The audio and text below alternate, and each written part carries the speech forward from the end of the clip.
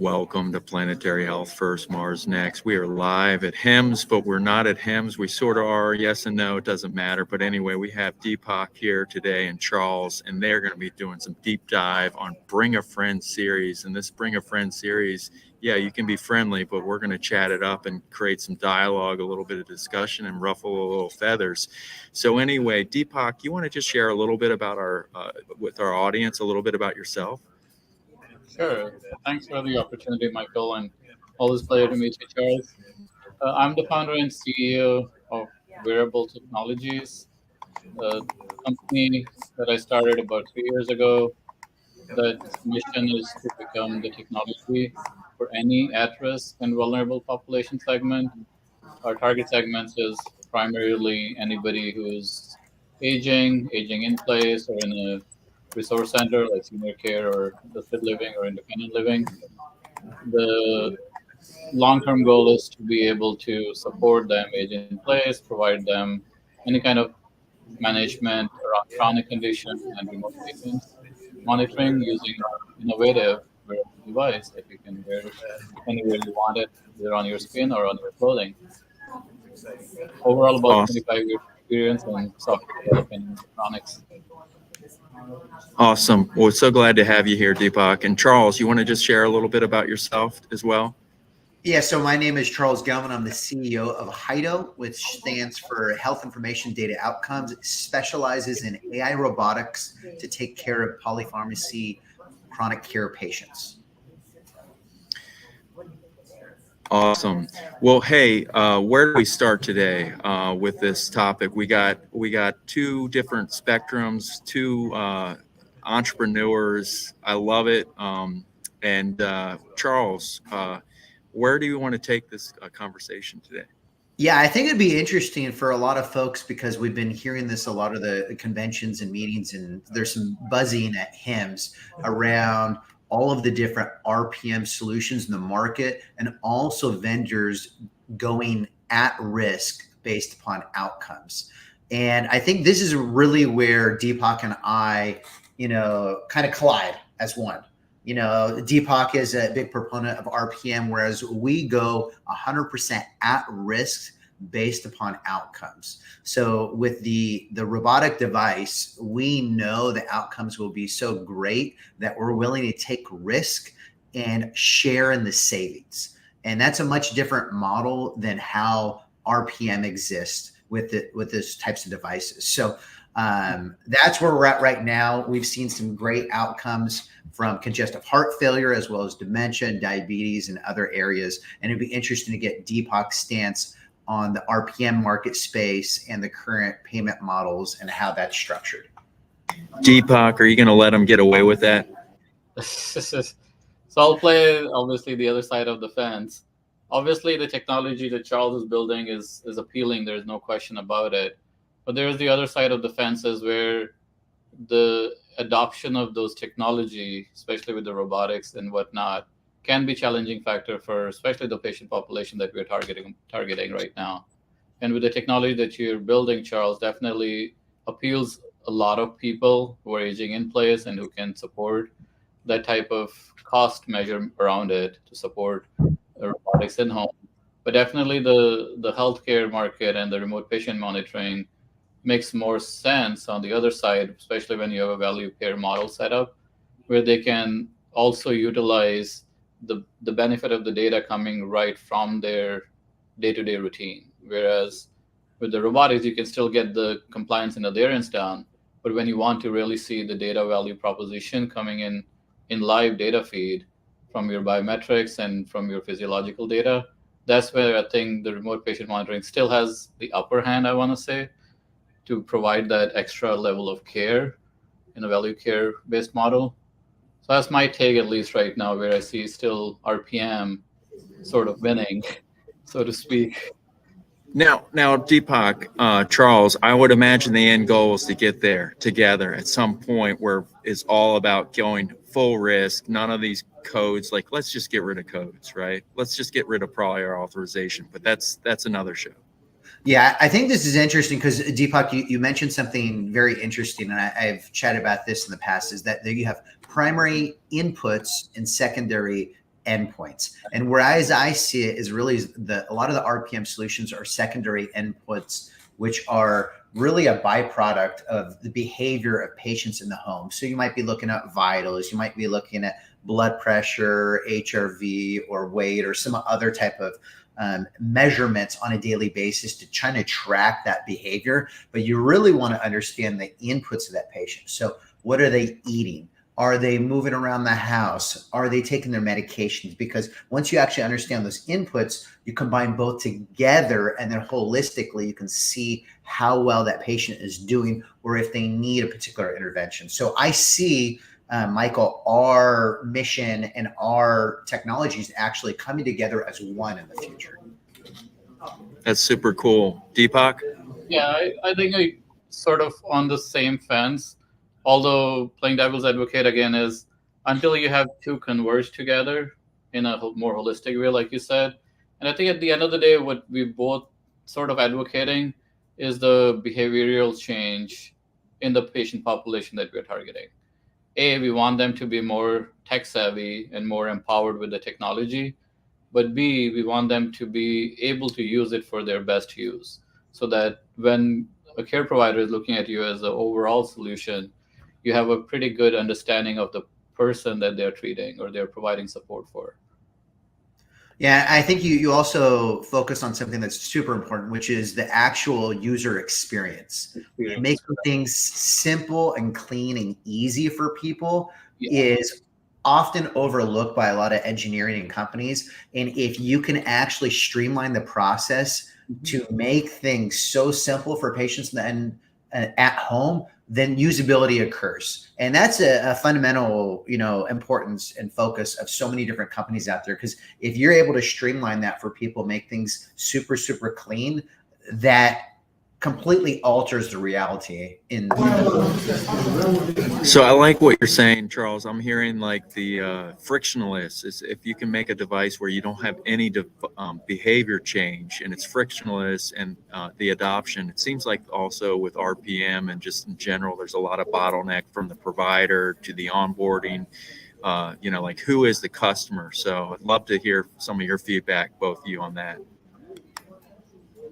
Yeah, so I think so one thing we can both agree upon is we do need a convergence of some sort where RPM can thrive, and at the same time you can have the user experience at home that can support your daily lifestyle. So it has to be seamlessly integrated in your daily lifestyle such that you can benefit both worlds. So not just the RPM side, but also when you're aging in home, you get the experience using the robotics that we believe can change the whole trajectory of the patient value care model. And I think it makes sense. And also, I think the types of integrations and synergies, right? You don't want to have 15 different devices measuring, a single point for each user, because that makes things problematic and complex for a lot of these aging populations. And by unifying or simplifying the entire process and looking holistically at those patients, I believe you can have just a number of items in the home that will give you a real good understanding of one's health and vigor over a period of time. So if you can think, Michael, from a provider standpoint, then they know what to do for that patient. So maybe it's a change in their diet, maybe it's a change in their medications, maybe it's a change in their physical therapy regimens. But at least you have a very, very good indicator or leading indicators of where to go from a provider's perspective versus right now where they treat a lot of patients empirically, which is based upon medical training and their clinical expertise. So I think a lot of that will evolve over time with the real world evidence or real world data that Deepak's team is collecting right now and can be leveraged for people to have different types of insights and making different decisions. Right. I think if we add another layer on top is obviously remote patient monitoring is a field we want to be part of and support the notion with your onset of robotics. But at the end of the day, I think the patient is what we want to have the full bandwidth of spectrum of all the services that we're offering. And the one user persona that we have to also think about is the actual physiologist or actual doctor and the physician that are looking at all that data. So at some point, I could see also in the very near future, not too distant future, is that all the data that your devices are producing, along with our fingerprints, combined together as a single point of solution or single point of data entry for the actual backend RPM systems. So they can see the full spectrum and see if they're adhering with the protocols or not. Yeah, I know that, during some of the conversations, the last several conventions, a lot of providers have been pushing back on who will read that data, whether they have the time and the bandwidth to actually sort through that, or will it be a third party vendor or a company that has a series of folks in the background that will monitor those particular patients, identify them, and then intervene. So there is a place in the market right now where it seems like there is a shortage of providers and nurses and doctors and physician assistants. And how do we ensure that they can see the patients and they have the bandwidth versus augmenting and helping assist them identify which patients to actually see? So as I see this is more of a smart rounding tool versus seeing everybody. You're actually focusing your attention on the people that actually need your attention based upon their risk profiles. You actually hit it pretty much right on the head. That's a very, very good point that you brought up. And at least our vision of the world, combined with some of the technology that you're working on and some of the other integrators that we're working on. So the way we see it evolving in terms of patient care model is down the road, like you said, shortage of staff is real. We know staff and the caregivers and the assistants are not available as much as we are trajectory-wise. The whole U.S. is moving in a more elderly space segment. The way, at least on our side of the world, we see envisioning is all the data that's coming in and the AI becoming the backbone of all that data analysis happening. So at the end of the day, think of a scenario, you have 100 patients for the cardiologist to look at in a week. The AI models that will prioritize that information based on what they're gathering from all different parts of the world where they are, and then prioritizing that list for them. So curated content for the cardiologist right up on their fingertips, that they can look at these first 10 patients out of that 100 stack pile. And then the prioritization becomes so easily integrated in the model that they don't have to have extra staff members. So have savings that way too. So that's definitely the vision we see happening pretty quickly.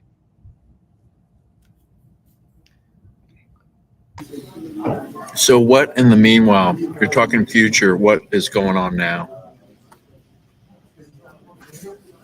Well, right now, we're actually seeing something that I think is pretty remarkable with mild to moderate dementia patients. We recently finished a study at Rush University in Chicago, and we found that patients are able to set up a robotic device and dispense medication, testing their immediate and delayed recall anywhere from 5 minutes to 30 minutes. So you have to think about the implications to the broader populations. You have 39 million caregivers across the country, and that's just US based. You have many, many millions of people suffering from dementia and Alzheimer's. So what if people can care for themselves independently with the assistance of robotics and RPM solutions to augment the burden on caregivers and providers and smooth out a lot of the existing processes within the healthcare system?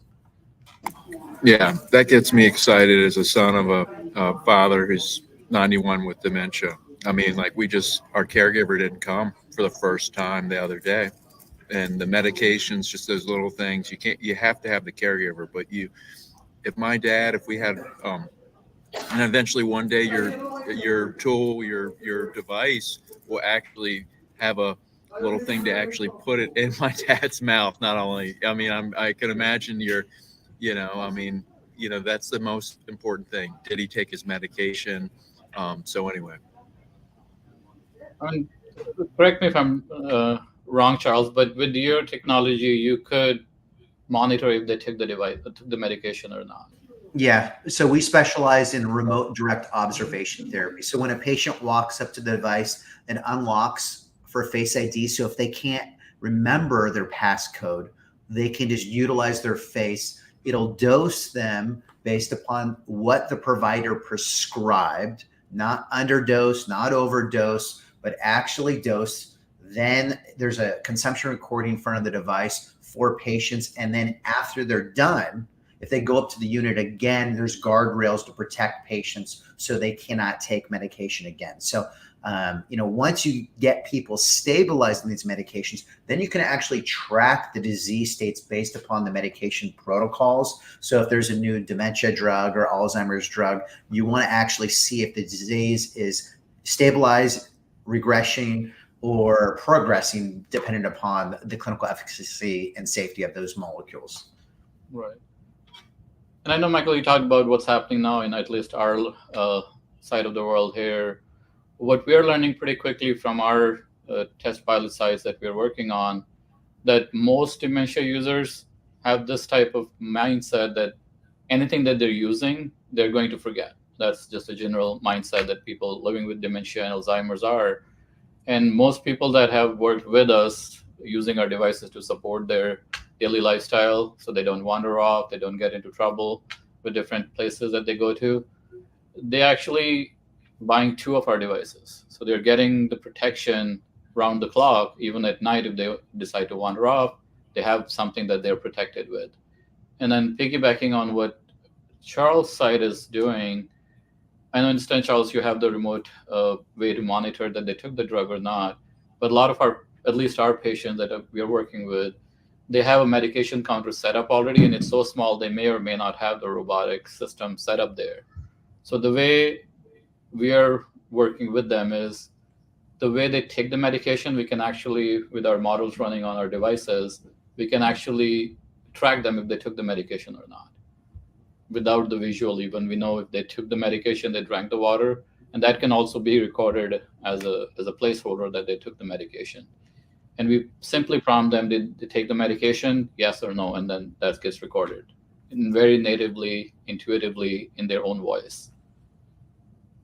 Yeah, I think you actually bring up something pretty interesting, Deepak, because a lot of times, for a lot of patients, they get medication sent on a normal schedule. So it might be a 90-day refill, or it might be, they might have 4 or 5 different providers. Mm-hmm. So oftentimes when we go into patients' homes, what we see is an overabundance of medications in the cabinets. And I can't tell you how many times I've gone into patients' homes, you'll see in a pill bottle, they'll have pills in the bottle. The problem is that there'll be 3 or 4 different colored pills and different types of medications in the pills. So knowing exactly what's going on in the home is the best way to intervene and alter those behaviors.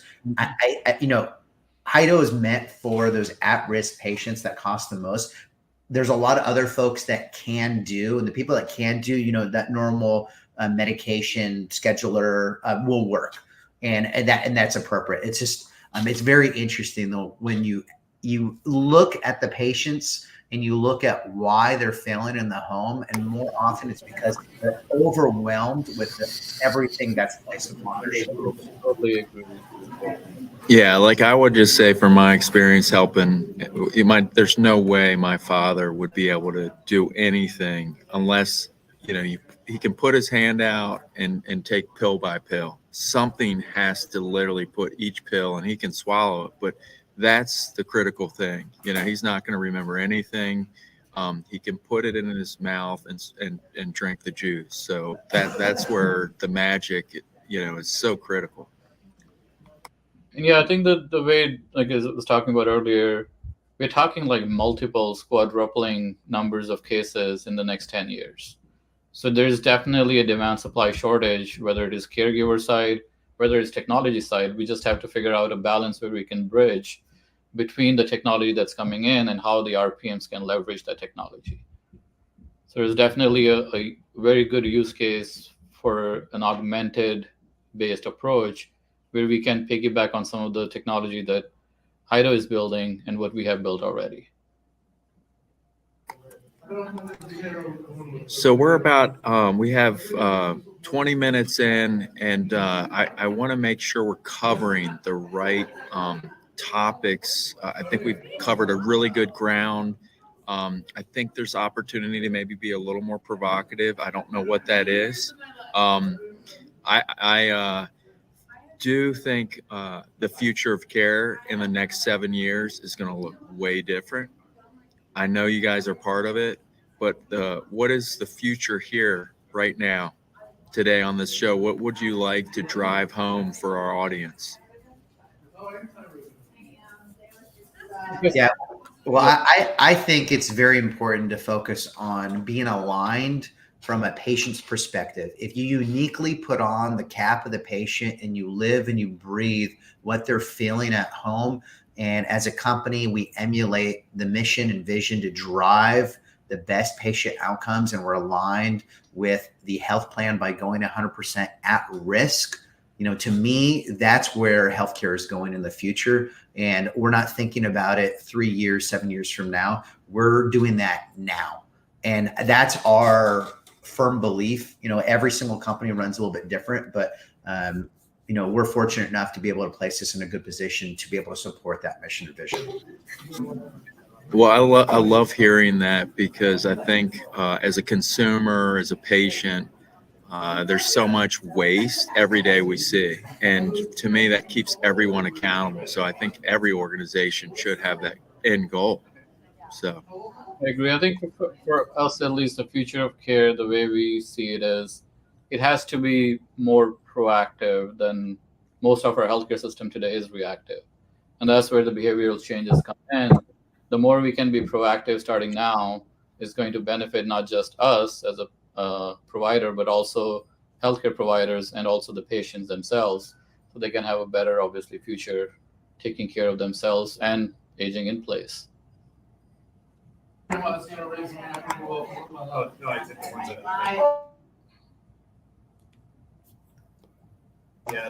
Well, we're coming towards the end of this show today. I would like to think that we have something here that we could better help organizations understand the risk is necessary, going at full risk to drive an ecosystem. So it seems like they're going to need more solutions. If you're a payer, you're a provider, this is the type of solutions that they're going to have to be getting in. But where is the resistance? It seems like providers just aren't capable and ready to do this and willing, so providers need to be on board as well as the payers, it seems like, too, to make this happen.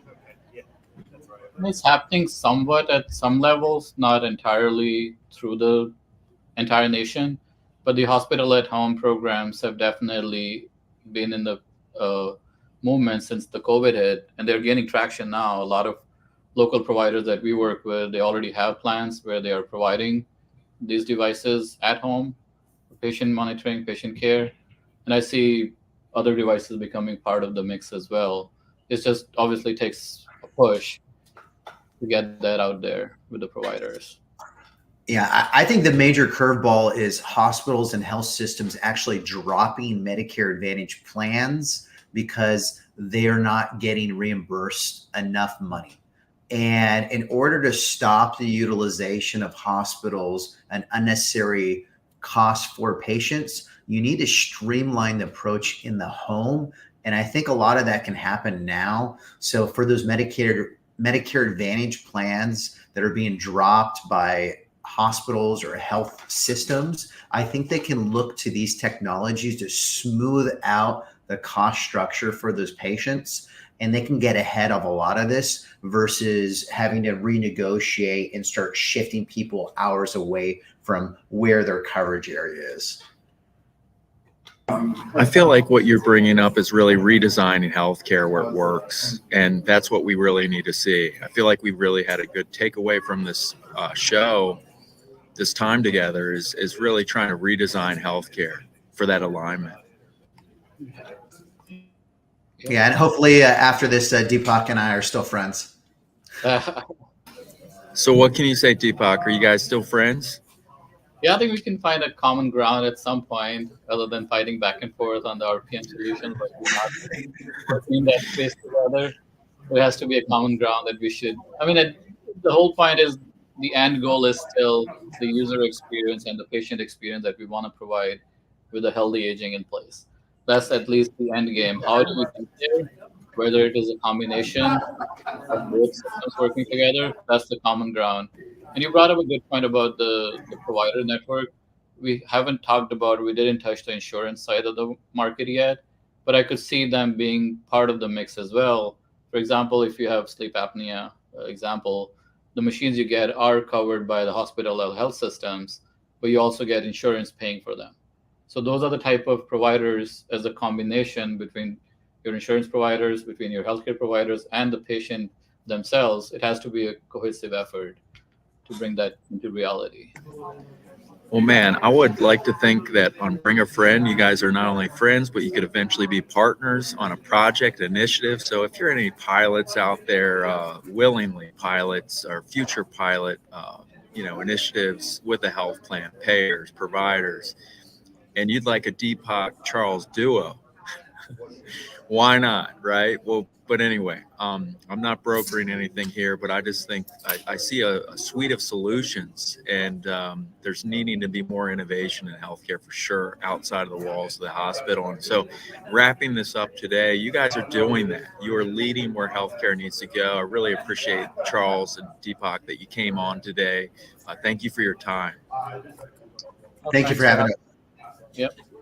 All right, until next time, friends, I hope you enjoyed the journey on Planetary Health First, Mars Next, and we've been broadcasting live from HIMSS. All right.